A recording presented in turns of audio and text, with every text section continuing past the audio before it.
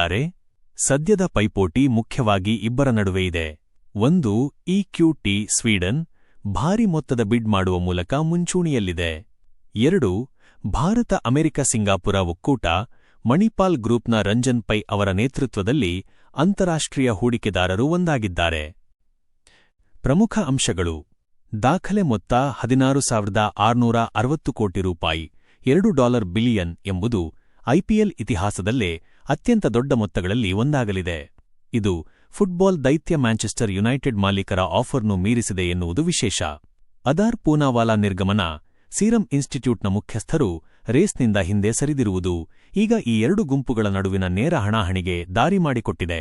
Dead line March 31ರ ಒಳಗಾಗಿ ಈ ಪ್ರಕ್ರಿಯೆ ಮುಗಿಯಬೇಕಿರುವುದರಿಂದ ಮುಂದಿನ ಕೆಲವು ದಿನಗಳಲ್ಲಿ ಅಧಿಕೃತ ಘೋಷಣೆ ಹೊರಬೀಳುವ ಸಾಧ್ಯತೆಯಿದೆ.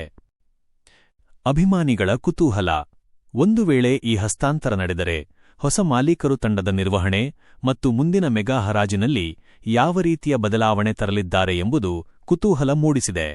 ಈ ಸಲ ಕಪ್ ನಮ್ದೇ ಎನ್ನುವ ಅಭಿಮಾನಿಗಳ ಕನಸಿಗೆ ಹೊಸ ಮಾಲೀಕತ್ವ ಬಲ ನೀಡುತ್ತಾ ಕಾದು ನೋಡಬೇಕು. ಇದರ ಬಗ್ಗೆ ನಿಮಗೆ ಏನು ಅನಿಸುತ್ತದೆ?